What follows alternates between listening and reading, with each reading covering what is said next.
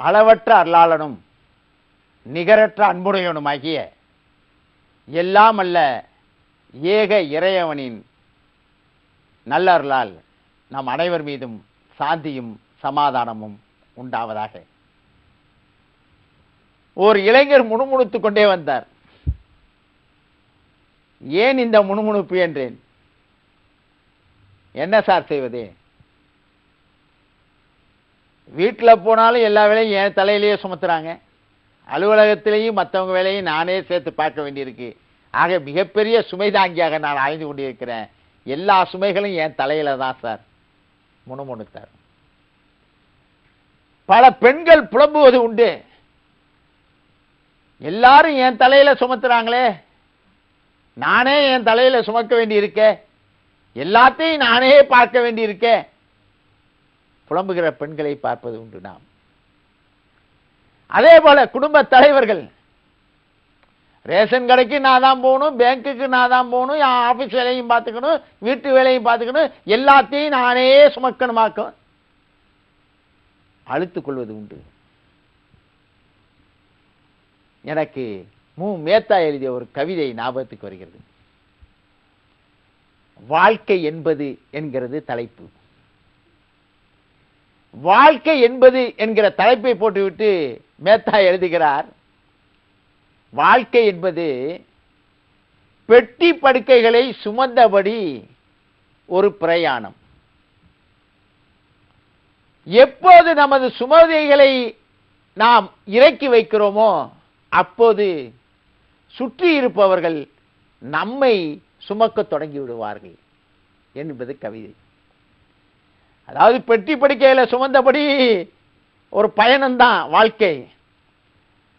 சுமைகளை நம்ம இறக்கி வச்சுட்டோம்னா, எப்ப இறக்கி வைக்கிறோமோ அன்றைக்கு என்ன ஆகும், அடுத்தவர்கள் நம்ம சுமந்து போய் அடக்கம் செய்து விடுவார்கள். ஆக சாகும் வரை சுமக்க வேண்டியதுதான் மனித நியதி. கலீல் ஜிப்ரான் மிக அற்புதமான லெபனான் நாட்டு கவிஞர், பெரிய தத்துவ ஞானி, அற்புதமான தன்னுடைய படைப்புகளினாலே அழியா புகழ் பெற்று இன்றைக்கு நிலைத்து நிற்பவர். கலீல் ஜிப்ரான் சொல்லுவார், மனிதனுடைய பெருமை எதை அடைந்தான் என்பதில் இல்லை, எதை அடைய நினைத்தான் என்பதிலே இருக்கிறது என்பார். மனிதனுடைய பெருமை எதை அடைந்தான் என்பதிலே இல்லை, எதை அடைய நினைத்தான் என்பதிலே தான் இருக்கிறது என்பார். ஆக இந்த சுமை என்று சொல்லுகிறோமே, இதை நீங்கள் சுமையாக நினைக்கிற வரைக்கும் உங்களுக்கு துன்பம், உங்களுக்கு அலுப்பு, உங்களுக்கு துயரம், உங்களுக்கு துக்கம், உங்களுக்கு பெரும்பாரம். இந்த சுமையை சுகமாக நீங்கள் ஆக்கிக் கொள்கிற பொழுதுதான் வெற்றி இருக்கிறது. அதுவும் அடுத்தவர்களுக்காக, நமக்காக அல்ல, அடுத்தவர்களுக்காக, அடுத்தவர்களுடைய நலனுக்காக, நன்மைக்காக நாம் சுமக்கிறோம் என்கிற பொழுது அதிலே ஒரு சுகம் இருக்கிறது. இரண்டு நண்பர்கள் வெகு தொலைவிலே இருக்கிற ஒரு ஊரிலே வேலை பார்த்தார்கள். விடுமுறை வந்தது, தங்களுடைய சொந்த ஊருக்கு திரும்பி வந்தார்கள். வருகிற போது வழியிலே ஒரு ஆறு குறுக்கிட்டது. காட்டு ஆறு, வெள்ளம் கரைபுரண்டு ஓடியது. பாலம் கிடையாது, அதை கடந்து ஆக வேண்டும். வேறு பக்கம் செல்லலாம் என்று சொன்னா பல 100 மைல்கள் பயணப்பட்டாக வேண்டும். பார்த்தார்கள், பரவாயில்லை, நாம் நீந்தி கடந்து இந்த ஆற்றை கடந்து அப்புறம் சென்று நம்முடைய சொந்த ஊருக்கு போவோம் என்று முடிவு செய்தார்கள். ஆற்றிலே இறங்கினார்கள். ஒருவனுக்கு நன்றாகவே நீந்த தெரியும், நீச்சல் அடிப்பதிலே அவன் வல்லவன். அந்த ஆற்றை பற்றிய அறிவு அவனுக்கு உண்டு. ஆறு எவ்வளவு அகலம், நீளம், எவ்வளவு ஆழம், இப்போது தண்ணீர் எவ்வளவு வேகத்தில் வந்து கொண்டிருக்கிறது, இதனுடைய சுழற்சி எப்படி இருக்கிறது, எங்கெங்கே சுழற்சி இருக்கும், எப்படி நாம் நீந்தி போக வேண்டும், எல்லாம் தெரிந்தவன் ஒருவன். மற்றொருவனுக்கு இதை பற்றி எல்லாம் அறிவே கிடையாது. ஏதோ கொஞ்சம் நீந்த தெரியும், அவ்வளவுதான். 2 பேரும் குதித்தார்கள், நீந்தினார்கள். இந்த நன்றாக நீச்சல் தெரிந்தவன் இருந்தானே, அவன் தத்தளிக்க ஆரம்பித்து விட்டான். அவன் எதிர்பாராத அளவுக்கு சுழற்சிகள், எதிர்பாராத இடத்திலே சுழற்சிகள், சிக்கி தவித்தான். எங்கே வெள்ளத்திலே அடித்துக் கொண்டு செல்லப்பட்டு விடுவானோ என்கிற அளவுக்கு மோசமான நிலைக்கு அந்த நீச்சல் அறிந்தவன் ஆனான். ஆனா நீச்சல் கொஞ்சம் நெஞ்சம் தெரிஞ்சவன் நல்லா நீந்திக்கிட்டே வந்துட்டான்.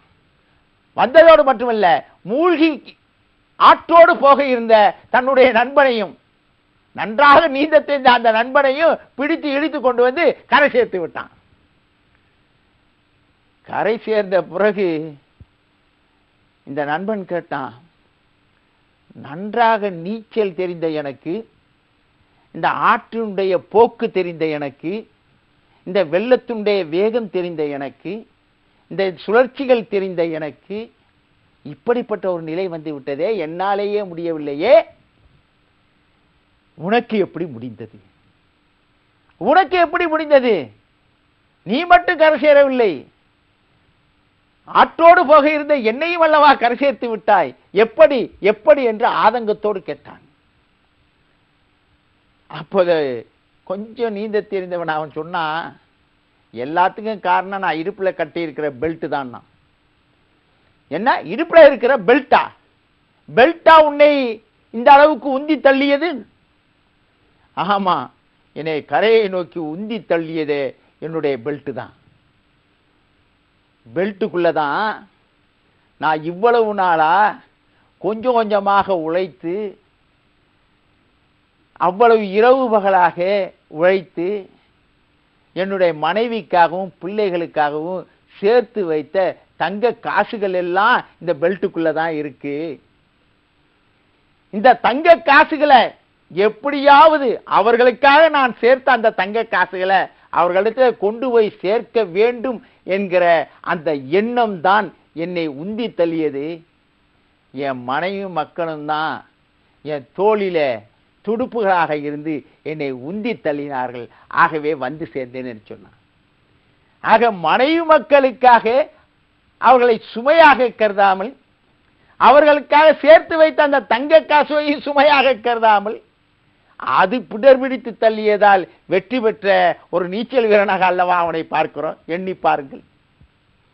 ஆகவே அடுத்தவர்களுக்காக, அடுத்தவர்களுடைய வாழ்க்கைக்காக, அவர்களுடைய வாழ்வு ஆதாரத்திற்காக, அவர்களுடைய முன்னேற்றத்திற்காக நாம் சில கடமைகளை, சில பொறுப்புகளை ஏற்று செயல்படுகிறோமே, அது சுமை அல்ல, சுகம். பைபிளிலே ஒரு வாசகம் வரும், பாரம் சுமப்பவர்கள் பாக்கியவான்கள். பாரம் சுமப்பவர்கள் பாக்கியவான்கள் என்று பைபிள் கூறுகிறது. பாரம் சுமப்பவர்கள் யார்?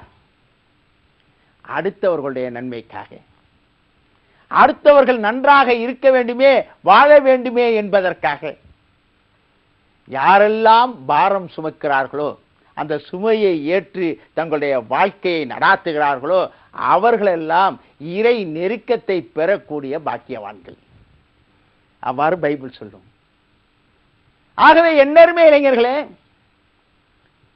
நான் உண்டு, என் மனைவி உண்டு, என் பிள்ளைகள் உண்டு என்கிற அளவிலே சின்னஞ்சிறு கடுகு போல உள்ளம் கொண்டு வாழ்க்கையை நீங்கள் சுருக்கிக் கொள்வீர்களே, ஆனால் அதிலே சிறப்பு இல்லை, அதிலே பெருமை இல்லை, அதிலே புகழ் இல்லை, அதிலே இறை நெருக்கம் இல்லை, இறை பொருத்தம் இல்லை.